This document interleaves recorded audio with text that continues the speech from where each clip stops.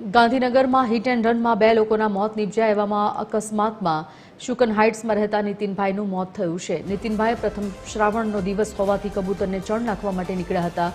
ઘર બહાર નીકળતા જ કાર ચાલકે એક્ટિવાને અડફેટમાં લીધું। નીતિનભાઈ દરરોજ સવારે સત્કર્મ માટે બહાર જતા।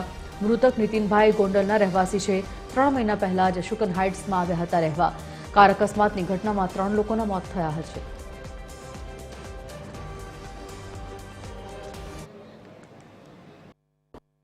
રાંદેસણ ખાતે જે હિટ એન્ડ રનની ઘટના બની તેમાં જે 2 મૃતક છે હંસાબેન અને નીતિનભાઈના જે ફેમિલી મેમ્બર્સ છે તે અહીંયા પોસ્ટમોર્ટમ રૂમ ખાતે પહોંચ્યા છે। ખાસ કરીને નીતિનભાઈની સોસાયટી ખાતે જે વાઇસ ચેરમેન છે તે અહીંયા પહોંચ્યા છે। આપણે તેમની સાથે વાત કરીશું। શું નામ છે આપનું અને નીતિનભાઈને કઈ રીતે ઓળખું છો? રઘુવીરસિંહ નામ છે મારું, સોસાયટીના વાઇસ ચેરમેન છું।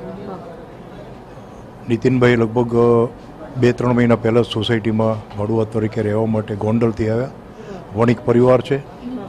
પોતે સવારમાં કબૂતરને ચણ નાખવા અને ગાયને રોટલી નાખવા માટે વોકિંગ કરવા માટે ડેઇલી આ જ સમયે નીકળે છે। આવતા હતા અને આ ગાડી હિટ એન્ડ રન થયું, એમાં એનો અકસ્માત થઈ ગયો।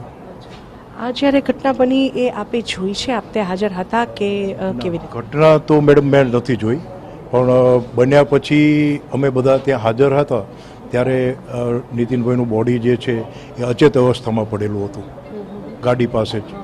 જી, કયા પ્રકારની પરિસ્થિતિ હતી એમના એક્ટિવાની, એમના શરીરની? ખાસ કરીને કેમ કે બહુ જ ખરાબ રીતે અડફેટે લીધા છે આમણે જે હિટ એન્ડ રનની ઘટનામાં કાર ચાલકે। તો કયા પ્રકારની પરિસ્થિતિ જોઈ તમે જ્યારે તમે આ ઘટના સંદર્ભે જાણ પડી? લગભગ શરીરમાં હું માનું છું ત્યાં સુધી ફ્રેક્ચર આવશે। હાથ અને પગ જે છે, પગની અંદર જે છે ફ્રેક્ચર લગભગ આવવા જોઈએ।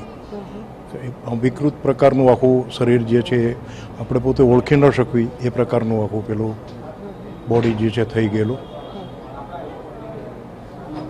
તો આ હતા મૃતક નીતિન વસાના પાડોશી અને સાથે જ તેમની સોસાયટીના વાઇસ ચેરમેન રઘુવીરસિંહ, જેમનું કહેવું છે કે જ્યારે દુર્ઘટના બની ત્યારે તેઓ હાજર ન હતા, પણ જે પ્રકારે દુર્ઘટના બન્યા પછી તેમને ખ્યાલ આવ્યો અને તેઓ ઘટના સ્થળ પર પહોંચ્યા ત્યારે જે હિટ એન્ડ રનની દુર્ઘટનાની ભયાવહતા જે છે તે તેમણે વર્ણવી કે એ પ્રકારે શરીર વિકૃત થઈ ગયું હતું, હાથ પગ વળી ગયેલા હતા। અને આ જ વાત તેમની આસપાસના પડોશી મહિલાઓએ પણ TV13 સાથેની વાતચીતમાં જણાવી હતી કે એ પ્રકારે અકસ્માત હતો।